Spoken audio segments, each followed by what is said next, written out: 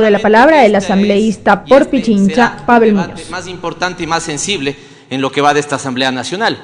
Y digo esto porque la ley que vamos a tratar tiene implicaciones significativas, no solamente en un conjunto de sectores y actores beneficiarios de la ley, sino pone en riesgo, desde mi punto de vista, el conjunto de una economía que es dolarizada y tiene implicaciones importantes en el mediano y largo plazo. Y en ese sentido, sabiendo que es una ley trascendente, y les invito a los colegas asambleístas que quisieran hacer lo mismo, pude acceder a algunos documentos de archivo de la Asamblea Nacional, particularmente de abril del año 94. En ese abril del año 94 se discutía para su aprobación la Ley General de Instituciones del Sistema Financiero. Y esa ley fue aprobada con bombos y platillos en el año 94, pero fue llorada dramáticamente en el año 99. Porque cuando uno trata de economía, lo importante no es solamente fijarse cuántos árboles se ven beneficiados, sino si el bosque en su conjunto se pone en peligro. Lo importante cuando uno trata una ley de este tipo no es solamente saber cuáles son los beneficios para los 2 próximos años, sino las consecuencias y las renuncias fiscales que el Estado hará, como en este texto de ley se discute, en los próximos 8, 12, 15 o 20 años. Por lo tanto, es evidentemente una ley de altísima responsabilidad en el debate, este primer debate y el segundo debate. Insisto, a las bancadas que estuvieron presentes en ese momento, revisen lo que decían sus partidos políticos en esa discusión. Revisen las preocupaciones que tenían de elementos como la no regulación del sistema financiero, como la apertura de la cuenta de capitales sin beneficio de inventario. Lo que se generó en ese año es que, claro, en el año 94 entraron a la economía cerca de 4.000 millones de dólares, que salieron tan rápido como entraron en el conflicto bélico del 95, ¿no es cierto? Y le generaron un problema, primero de liquidez y luego de solvencia al sistema financiero nacional. ¿Cuál es el resultado? Cerca de 3 millones de ecuatorianos tuvieron que emigrar en el año 99 y 2000. Pero vamos entonces a la ley. Y quisiera intervenir en 2 grandes bloques. El primero muy corto, porque es del político. Pero sin embargo, de que es muy corto, tal vez es el problema más central de esta ley. Y el problema más importante es que es político. Pero no es un problema político del Partido Social Cristiano, ni de Creo, ni del BIN, ni de la ID. Es un problema político del gobierno. Porque cuando el gobierno fue candidatura, nunca se dijo que esto se iba a implementar en su programa de gobierno. Cuando el gobierno pidió el voto, nunca incorporó elementos de esto pidiendo el voto a esa ciudadanía. Y la vida es tan paradójica que seguramente hoy con esta ley no se ven beneficiados los que votaron por el gobierno, sino justamente los que no votaron por el gobierno. Y ese, a mi juicio, es el principal problema de esta ley, un problema político. Y no está mal el cambio de dirección. Lo importante es que se alimente a la ciudadanía y no se le diga que hay ese cambio de dirección. Pero vamos a lo central, que seguramente son los elementos técnicos. Y aquí seguramente el tiempo queda corto porque hay muchos elementos que señalar. Pero el primero, insisto sobre la advertencia. Señoras y señores legisladores, ¿cuál es el impacto fiscal de esta ley en el mediano y largo plazo?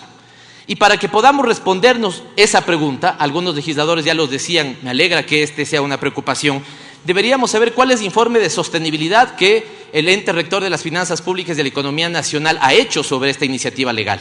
Y al menos lo que tenemos nosotros es esta página de 2 carillas donde nos dicen que sí hay informes, pero vale la pena saber esos informes. Porque aquí no solamente tenemos beneficios para determinados grupos económicos, sino que en cristiano, para que la gente nos entienda, cuando yo voy a exonerar del impuesto a la renta por tantos años y de manera tan generosa, voy a tener también una renuncia fiscal. Y esa renuncia fiscal significa que voy a dejar de atender, al menos por ese tiempo, en la manera en que lo venía haciendo las necesidades sociales.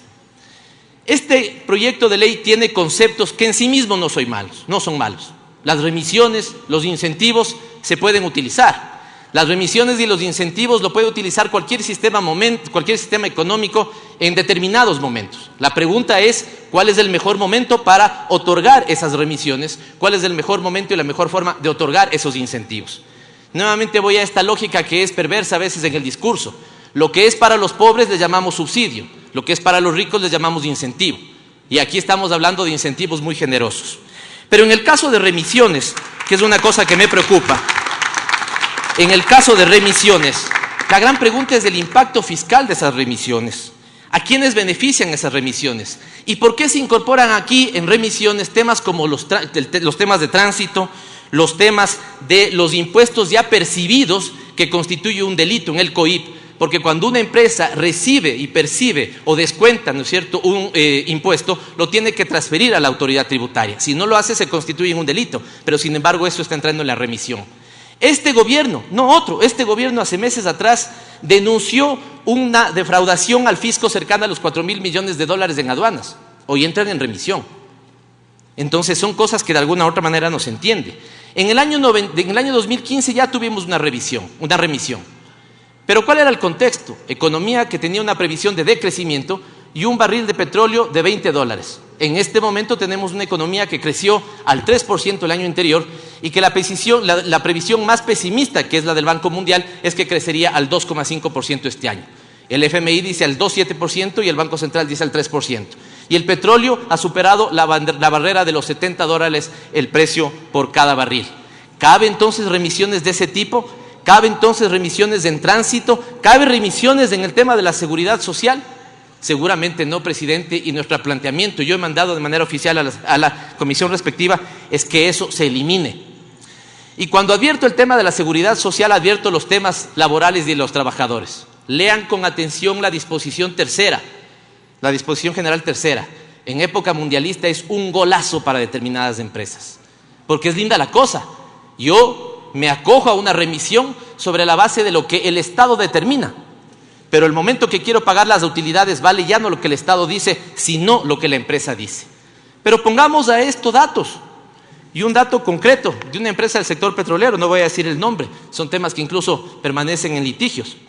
En el año 2006, esta empresa declaró 0 de impuesto a la renta, pero cuando el SRI, así todos sus análisis de utilidades declaró 0, pero cuando el SRI hace su análisis determina que tuvo utilidades de $85 millones.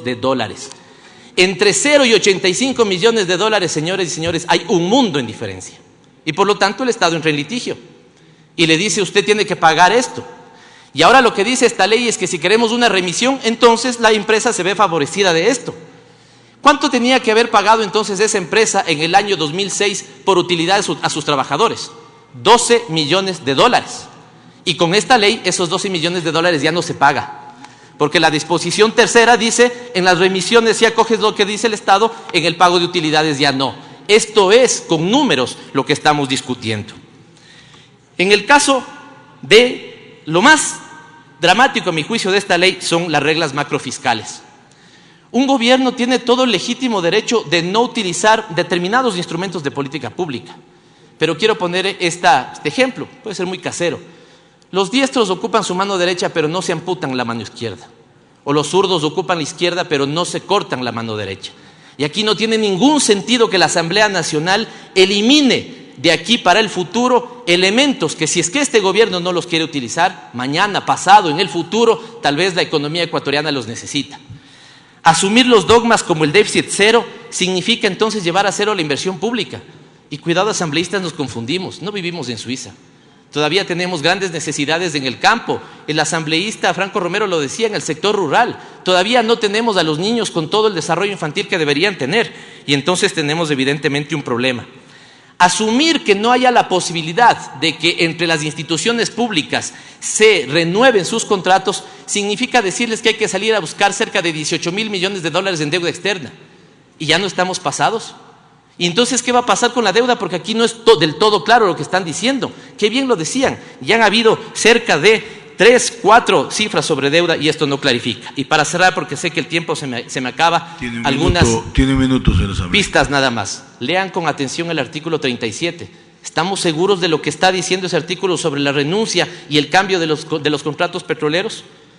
Compañeros, qué bueno que el debate sea de altura, porque en la ley al menos, no veo esto en la posición de la Asamblea, pero en la ley al menos hay posiciones dogmáticas.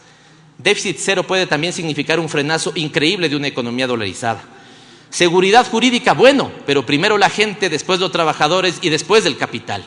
Y finalmente los tratados bilaterales de inversión. Señores, aquí está una auditoría de los tratados bilaterales de inversión. El Estado ecuatoriano recibió menos plata de países con los que no tenía tratados bilaterales de inversión. Y si se aplicaran los arbitrajes que están planteados, ¿no es cierto? La inversión que llegó a ser de 4.000 millones de dólares tendría que enfrentarse con 14.000 millones de dólares, ¿no es cierto?, de lo que está en disputa en esas disputas con el gran capital. Señoras y señores, este es un tema fundamental. La economía no solamente necesita que hoy beneficiemos a unos pocos, sino que no pongamos del conjunto el bosque, y esta es una economía dolarizada y la vamos a poner en riesgo en el mediano plazo, presidente. Muchas gracias.